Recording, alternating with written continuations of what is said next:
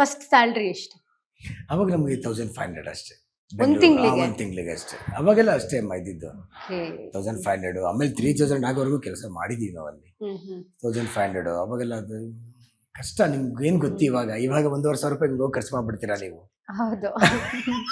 ಎಷ್ಟು ಬೇಗ ಖರ್ಚಾಗುತ್ತೆ ಅನ್ನೋದೇ ಗೊತ್ತಾಗಲ್ಲ. ಗೊತ್ತಾಗಲ್ಲ. ಆಗಿನ ದುಡ್ಡಿನ ವ್ಯಾಲ್ಯೂ ಅವಾಗ ತುಂಬಾ ಚೆನ್ನಾಗಿತ್ತು. ಕಮ್ಮಿ ದುಡಿದ್ರು ಖುಷಿಯಾಗಿದ್ರು ಜನ. ಇವಾಗ ನೀನು 1 ಲಕ್ಷ ದುಡಿದ್ರು ಸಾಕಾಗಲ್ಲ ನಿನಗೆ. ಸೊ ಅಂತ ಪರಿಸ್ಥಿತಿ ಇವಾಗ ಬಂದು ನಿಂತಿದೆ ಇವಾಗ ಅಷ್ಟೇ. ಸೊ ನೀವು ಬೆಂಗಳೂರಿಗೆ ಬರ್ತೀರಾ, ಬೆಂಗಳೂರಿಗೆ ಬಂದಾದ್ಮೇಲೆ ಏನೇನು ವರ್ಕ್ ಮಾಡಿದ್ರಿ? ಸೊ ಈ ಕಡೆ ಡ್ಯಾನ್ಸ್ ಕಡೆ ಯಾವಾಗ ಸ್ಟಾರ್ಟ್ ಆಯ್ತು ಪ್ರಾಕ್ಟೀಸ್ಗಳು? ಅಥವಾ ನಾನು ಬೆಂಗಳೂರು ಬಂದಾಗ ಅದೇ ಸುನೀತಾ ಗಾರ್ಮೆಂಟ್ಸ್ಗೆ ಹೋಗ್ಬಿಟ್ಟು ಆಮೇಲೆ ಬರ್ತಾ ಅಲ್ಲೇ ಮಾಳಗಾಲದಲ್ಲಿ ಎವಿ ಜಿಮ್ ಅಂತ ಹೇಳಿದ್ನಲ್ಲ, ಸೊ ಅಲ್ಲಿ ಅವರು ಉತ್ತರ ಕೇಳ್ಕೊಂಡಾಗ ನನಗೆ ಈ ಥರ ಸರ್ ಈ ಥರ ಡ್ಯಾನ್ಸ್ ಬರುತ್ತೆ ನನಗೆ, ಸೊ ನಿಮ್ಮ ಕ್ಲಾಸಲ್ಲಿ ನಾನು ಹೇಳ್ಕೊಡ್ಬೋದಾ ಜಿಮ್ಮಲ್ಲಿ ಅಂತಂದಾಗ, ಆಯ್ತಪ್ಪ ನೀನು ಹೇಳ್ಕೊಡುವಂತೆ, ಸೊ ನೀವು ಕೆಲಸ ಮಾಡು, ನಾಳೆಗೆ ಬಾ, ನೀನು ಡ್ಯಾನ್ಸ್ ಎಲ್ಲ ಮಾಡಿ ತೋರಿಸು, ಪೇರೆಂಟ್ಸ್ ಎಲ್ಲ ಕರೆಸ್ತೀನಿ, ನಿಂಗೆ ಇಷ್ಟ ಆಯ್ತು ಅಂದ್ರೆ ನಿಂಗೆ ಇಷ್ಟ ಆಯ್ತು ಅಂದ್ರೆ ಅವ್ರಿಗೆಲ್ಲ ಇಷ್ಟ ಆಯ್ತು ಅಂದ್ರೆ ಕಂಟಿನ್ಯೂ ಮಾಡ್ಬೋದು. ಅಂದ್ರೆ ಪೇರೆಂಟ್ಸ್ ಮುಂದೆ ನೀವು ಡ್ಯಾನ್ಸ್ ಮಾಡಬೇಕು, ತಪ್ಪೇನಿದೆ, ನಾನೊಬ್ಬ ಡ್ಯಾನ್ಸ್ ಮಾಡೋದು ತಪ್ಪೇನಿದೆ, ಸರಿ ಸರ್ ಆಯ್ತು ಅಂತ ಹೇಳಿದೆ.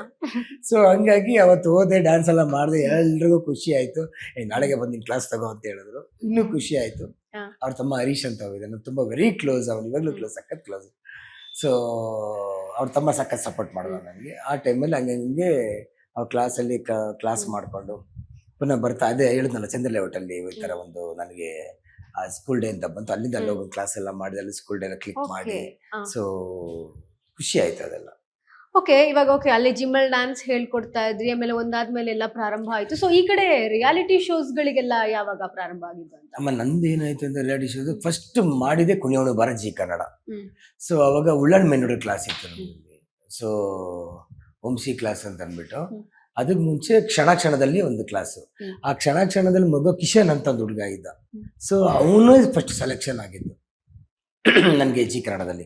ಸೊ ಅಲ್ಲಿಂದ ಅವನು ಯಾವಾಗ ಈ ಥರ ಜಿ ಕನ್ನಡದ ಸೆಲೆಕ್ಷನ್ ಆಗ ಅಲ್ಲಿಂದ ಕೆರಿಯರ್ ಹಂಗೆ ಬಂತು. ಕಿಶನ್ ಅಂತ ಒಂದು ಹುಡುಗ ಮಾಡಿಸಿ ಕುಣಿಯೋಣ ಬಾರದಲ್ಲಿ, ಪುನಃ ಕಿರಣ್ ಅಂತ ಒಂದು ಹುಡುಗ ಬಂದ, ಸೊ ಅವನಿಗೆ ಮಾಡಿಸ್ಕೊಂಡ್ಬಂದೆ. ಆಮೇಲೆ ಶಿವಪ್ರಕಾಶ್, ಕಂಚನ್, ಈ ಥರ ಹಲವಾರು ಚಾನೆಲ್ಗಳಲ್ಲಿ ಮಾಡಿಸ್ಕೊಂಡ್ಬಂದೆ.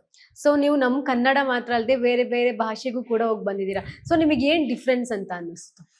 ಇಲ್ಲ ಮೇಡಮ್, ಸೊ ಇಲ್ಲಿಗೂ ಅಲ್ಲಿಗೂ ಹೆಂಗೆ ಅಂತಂದ್ರೆ ಅಲ್ಲಿ ಕೆಲಸ ಮಾಡಕ್ಕೆ ತುಂಬಾ ಖುಷಿ ಆಗುತ್ತೆ, ಇಲ್ಲಿ ಸ್ವಲ್ಪ ಪೇಮೆಂಟ್ ಕಮ್ಮಿ. ಸೊ ಅಲ್ಲಿ ಒಂಚೂರು ರೈಸ್ ಮಾಡಿರ್ತಾರೆ, ಒಳ್ಳೆ ರೆಸ್ಪೆಕ್ಟ್ ಇದೆ ಅಲ್ಲಿ. ಮಾಸ್ಟರ್ಗಳು ಅಂದ್ರೆ ನಿಮ್ಗೆ ತೆಲುಗು ಎಲ್ಲ ಕಡೆ ಎಲ್ಲ ಹೋದ್ರೆ ನಮ್ಮ ಕೊರಿಯೋಗ್ರಾಫರ್ಸ್ ಯಾರನ್ನಾದ್ರು ಕೇಳಿ ತುಂಬಾ ಇದೆ. ಇಲ್ಲಿ ಸ್ಟೇಜ್ ಮೇಲೆ ಕರೆದನ್ನ ಇಳಿಸಿ ಫಸ್ಟ್ ಕೆಳಗಡೆ ಎನ್ಸಿರ್ತಾರೆ. ಸೊ ಆ ಥರ ಎಲ್ಲ ನೋಡಿ ನಾವು ಕಣ್ಣೆದುರುಗಡೆ ನೋಡಿದೀವಿ ನಾವು ಇಲ್ಲಿ ಚಾನಲ್ಗಳಲ್ಲಿ. ಅಲ್ಲಿ ವ್ಯಾಲ್ಯೂನೇ ಬೇರೆ. ಮಾಸ್ಟರ್ಗಳು ಅಂತಂದ್ರೆ ನೀವು ತೆಲುಗು ನೀವು ನೋಡಿ ಚೆನ್ನೈಯಲ್ಲಿ ಅಷ್ಟೇ ರೆಸ್ಪೆಕ್ಟ್, ತುಂಬಾ ರೆಸ್ಪೆಕ್ಟ್ ಇರುತ್ತೆ. ಓಕೆ, ನೀವು ಇಲ್ಲಿ ಯಾವಾಗ ಜರ್ನಿ ಸ್ಟಾರ್ಟ್ ಆಗಿದ್ದು ಅಂದ್ರೆ ಒಂದಾದ್ಮೇಲೆ ಒಂದು ರಿಯಾಲಿಟಿ ಶೋಸ್ ಮಾಡ್ಲಿಕ್ಕೆ? ಅಮ್ಮ ನಾನು ಯಾವತ್ತೂ ಹುಡಿಕೊಂಡು ಹೋಗುದಿಲ್ಲ ನನ್ನ ಚಾನಲ್, ನಿಮಗೆ ನನಗೆ ಬಂದಿದೆ. ಸೊ ಕುಣಿಯೋಣ ಬಾರ ಮಾಡ್ಕೊಂಡು ಹಂಗೆ ಮಾಡ್ತಿದ್ದೆ. ಆಮೇಲೆ ಈ ಟಿವಿ ಕನ್ನಡಕ್ಕೆ ಬಂದೆ. ಈ ಟಿವಿ ಕನ್ನಡದಲ್ಲಿ ಡಿ ಜೂನಿಯರ್ಸ್ ಅಂತ ಸದ್ವಿನ್ ಅಂತ. ಈಗ ಸದ್ವಿನ್ ಅಂತಂದ್ರೆ ಈಗ ಯಾಕೆ ಯಾವಾಗ್ಲೂ ಸದ್ವಿನ್ ಅಂತ ಹೇಳ್ತಾರೆ, ಎಲ್ಲ ಚಾನಲ್ ಅದನ್ನ ಕೇಳ್ತಾರೆ. ಇರೋ ಫ್ಯಾಕ್ಟ್ ನಾನು ಹೇಳಲೇಬೇಕು ಅಲ್ವಾ. ಸೊ ಹಂಗಾಗಿ ಕುಣಿಯೋಣ ಬಾರ ಆಯ್ತು, ಕುಣಿಯೋಣ ಬಾರ ಈ ಟಿವಿ ಕನ್ನಡ ಬಂದ್ವಿ. ಅಲ್ಲಿ ನಮ್ಮ ಸ್ಟೂಡೆಂಟಿನ ಬೈದ ಸದ್ವಿನ್ ಅಂತ. ಸೊ ಅವನಲ್ಲಿ ಮತ್ತೆ ದೀಪ್ತಿ ಅಂತ ಒಂದು ಹುಡುಗಿ ಇದ್ಲು, ಇಬ್ರು ಸೆಲೆಕ್ಷನ್ ಆಗಿ. ಅವರೆಲ್ಲ ನಿಮ್ ಸ್ಟೂಡೆಂಟ್ಸ್? ಅವ್ರು ನಮ್ಮ ಸ್ಟೂಡೆಂಟ್. ಸೊ ನಾನು ಮಾಡಿರೋದು ಆಲ್ಮೋಸ್ಟ್ ನನ್ನ ಸ್ಟೂಡೆಂಟ್ ನಾನು ರೆಡಿ ಮಾಡಿ ಚಾನಲ್ ಕರ್ಕೊಂಡು ಹೋಗಿರೋದು ನಾನು. ಸೊ ಖುಷಿ ಇದೆ. ಅಲ್ಲಿಂದ ಒಂದೊಂದೇ ಬಂತು. Udaya TV, dance, Suvarna, colors Kannada, dancing star, dancing champion, so ನಮ್ಮಮ್ಮ ಸೂಪರ್ ಸ್ಟಾರು, ಗಿಚ್ಚಿಗಿರಿ, ರಾಜರಾಣಿ, ಇವೆಲ್ಲ ಬರ್ತದೆ. ಇದೆಲ್ಲ ಮಾಡ್ಕೊಂಡ್ ಬಂದ್ವಿ, ಖುಷಿ ಆಯ್ತು. Telugu others, Tamil Kalaignar channel, so DID season 3 ಮಾಡಿದ್ವಿ. ಅದಂತೂ ಮೆರಾಕಲ್ ಆಯ್ತು. ನಮ್ಮ ಸೌತ್ ಕರ್ನಾಟಕದಲ್ಲಿ 6 ಲಕ್ಷ ಮಕ್ಕಳು ನನ್ನ ಸ್ಟೂಡೆಂಟ್ ಒಬ್ಬ ಸೆಲೆಕ್ಷನ್ ಆದ.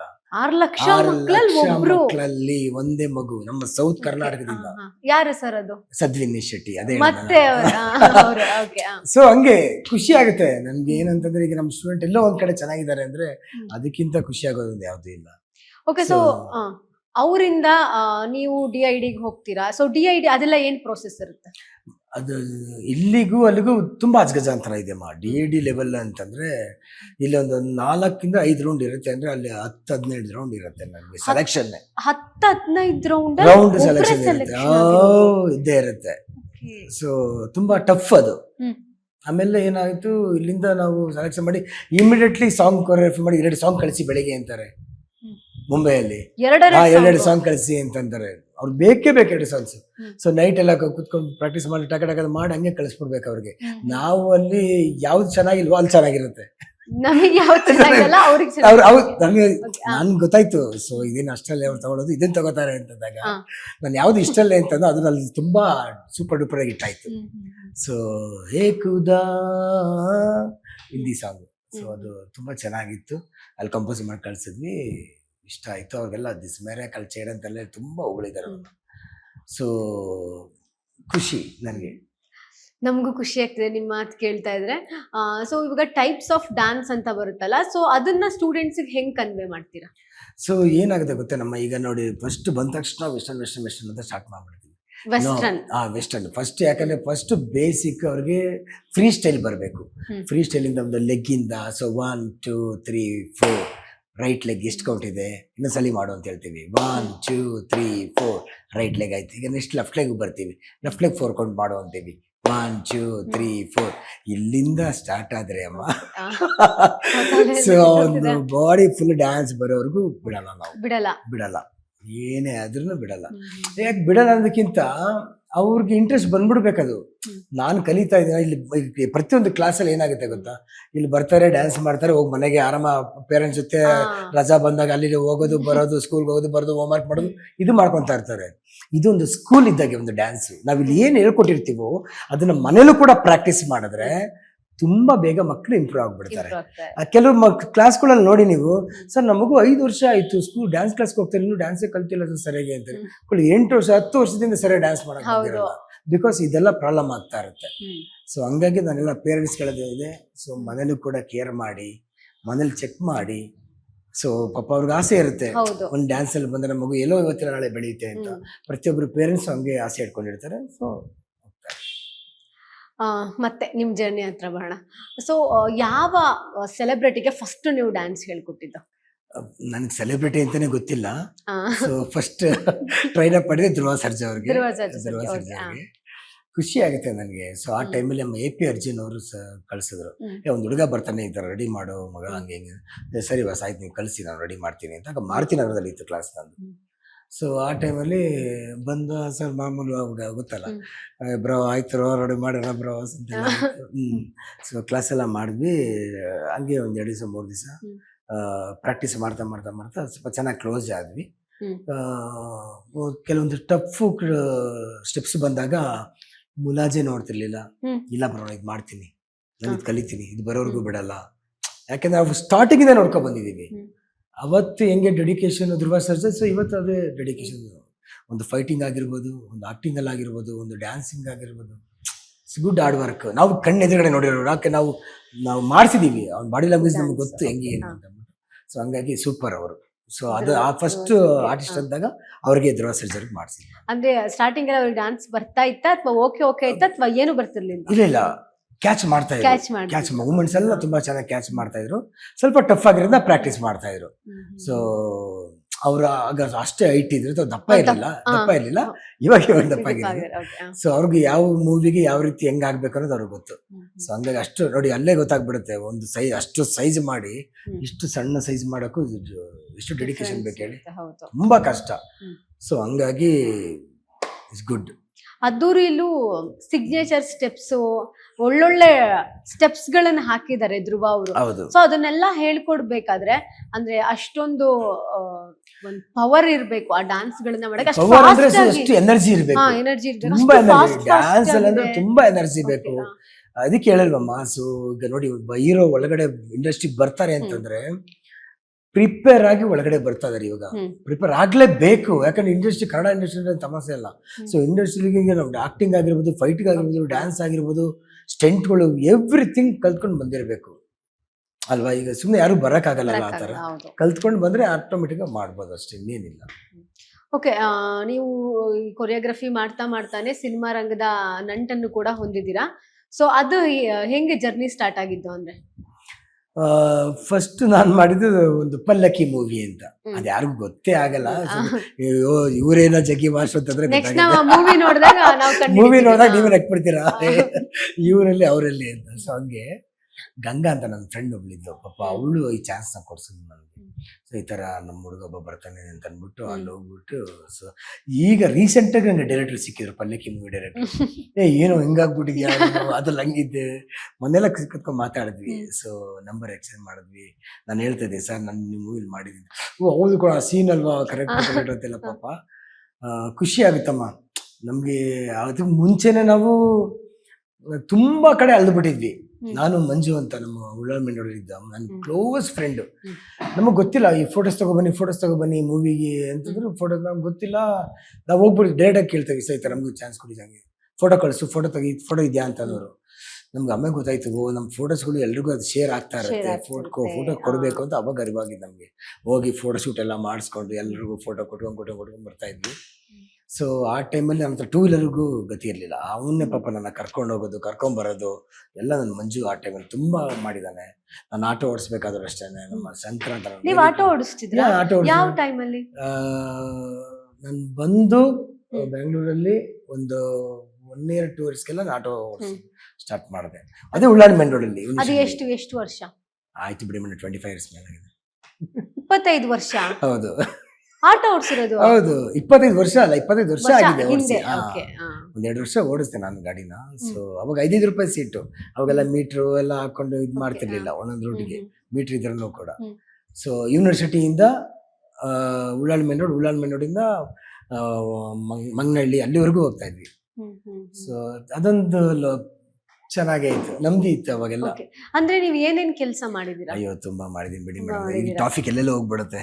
ಸೊ ನಾವು ಕೆಲಸ ಮಾಡಿರೋದು, ಈಗ ನಾನ್ ಬಂದಿರಿ ಏನಂದ್ರೆ, ಈಗ ನಾನ್ ಏನಕ್ಕೆ ಅದನ್ನೆಲ್ಲ ನಾನು ಕಷ್ಟಪಟ್ಟಿದ್ದೀನಿ. ನನಗೆ ನನ್ನಿಂದ ಯಾರಿಗೋ 4 ಜನಕ್ಕೆ ಈ ಅಪ್ಪನ ಇಷ್ಟು ಕಷ್ಟಪಟ್ಟಿದ್ದಾನೆ, ನಾವು ಹಂಗ್ ಬದುಕೋಣ ಅನ್ನೋದಕ್ಕೆ ಒಳ್ಳೇದಾದ್ರೆ ಅದನ್ನೆಲ್ಲ ಹೇಳ್ಬೋದು.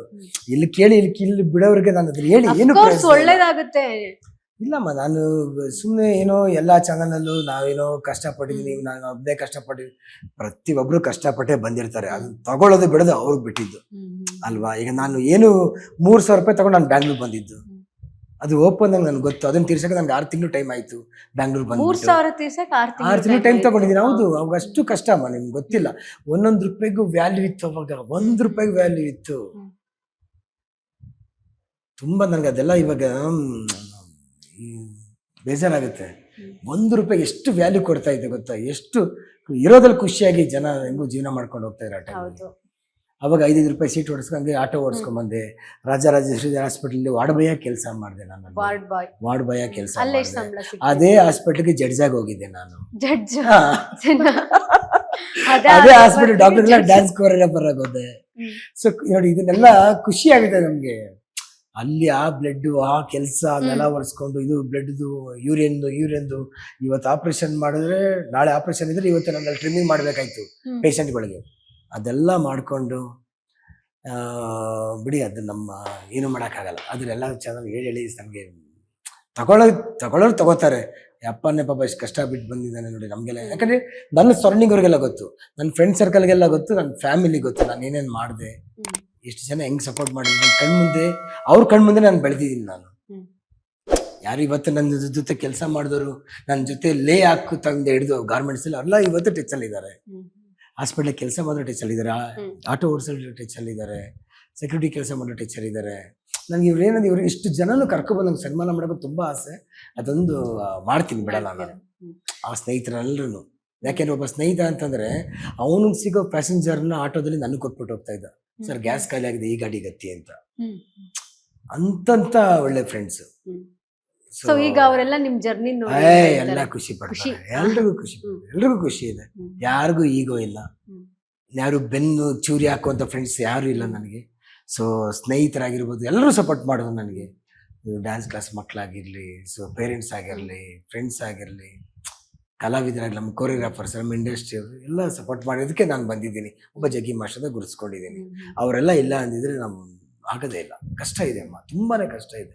ಬಂದು ಒಬ್ಬನೇ ಬೆಳಿಬೇಕು ಅನ್ನೋದು, ಈ ಸಮಾಜ, ಈ ಸಮುದ್ರದಲ್ಲಿ ನಾನು ಯಾವುದೋ ಊರು, ಇಲ್ಲಿ ಬಂದಿದ್ದೀನಿ. ಇಲ್ಲಿ ಬೆಳೆಯಕ್ಕೆ ಒಬ್ಬ ಫ್ರೆಂಡ್ಸ್ ಗೊತ್ತಿಲ್ಲ ನಮ್ಗೆ ಅವಾಗ. ತುಂಬಾ ಕಷ್ಟ. 0 ಇಂದ ಬಂದಿರೋದು. 0 ಇಂದ ಈಗ 100 ಆಗಿದೆ. ಈಗ ಹೀರೋ ಆಗಿದ್ದಾರೆ ಅವರು. ಹೀರೋ ಅಲ್ಲ, ವಿಲಾನ್. ಸರ್ ಯಾಕೆ ಸರ್ ವಿಲನ್ ನಂಗೆ ಆಗ್ಬೇಕು? ತುಂಬಾ ಇಷ್ಟಪಟ್ಟು ಏನೋ ಗೊತ್ತಿಲ್ಲ ನಮ್ಗೆ. ಈಗ ನೋಡಮ್ಮ, ನಮ್ಗೆ ಏನ್ ಇಷ್ಟ ಅದನ್ನ ಮಾಡ್ಬೇಕು, ಇಷ್ಟ ಎಲ್ದ್ರಲ್ಲಿ ಮಾಡಕ್ ಹೋಗ್ಬಾರ್ದು, ಗೊತ್ತಾಯ್ತಾ? ಸೊ ಅದೇನೋ ಎಲ್ಲರೂ ಹೇಳಿ ಬಂದ್ಬಿಟ್ಟಿದ್ಯೋ ಅದು ನನಗೆ ಹೇಳಿ ಬಂದಿದ್ಯೋ. ನನಗೆ ವಿಲನ್ ಅಂದ್ರೆ ತುಂಬಾ ಇಷ್ಟ. ಯಾಕೆಂತಂದ್ರೆ ವಿಲನ್ಗೆ ಅಟ್ಲೀಸ್ಟ್ ಒಂದು ಕೆಲಸ ಸಿಗ್ತಾ ಇರ್ತದೆ, ಜಾಸ್ತಿ ಸಿಗ್ತಾ ಇರುತ್ತೆ. ಹೀರೋ ಅಂದ್ರೆ ವರ್ಷಕ್ಕೊಂದು ಹೀರೋಗಿಂತ ವಿಲನ್ ಕೆಲಸ ಜಾಸ್ತಿ ಸಿಗುತ್ತಲ್ಲ ಅಂತ ಅಷ್ಟೇ. ಅಷ್ಟೊಂದು ಅಂದ್ರೆ ಕೆಲಸ ಮಾಡ್ಬೇಕು ಅಂತ ಇಷ್ಟ ನನಗೆ. ವಿಲನ್ ಅಂದ್ರೆ ಮಜಾ ಇರುತ್ತೆ, ಏನೋ ಒಂದು ಖುಷಿ. ಲೇಟೆಸ್ಟ್ ಹಾಗೂ ಇಂಟ್ರೆಸ್ಟಿಂಗ್ ಸುದ್ದಿಗಳಿಗಾಗಿ ಬಾಸ್ ಟಿವಿ ಕನ್ನಡ ಚಾನೆಲ್ನ ಸಬ್ಸ್ಕ್ರೈಬ್ ಮಾಡಿ. ಹಾಗೆಯೇ ಬೆಲ್ ಐಕಾನ್ ಪ್ರೆಸ್ ಮಾಡಿ. ಇದರ ಜೊತೆಗೆ ಫೇಸ್ಬುಕ್, ಇನ್ಸ್ಟಾಗ್ರಾಮ್, ಎಕ್ಸ್ ನಲ್ಲೂ ಮಿಸ್ ಮಾಡದೆ ಫಾಲೋ ಮಾಡಿ.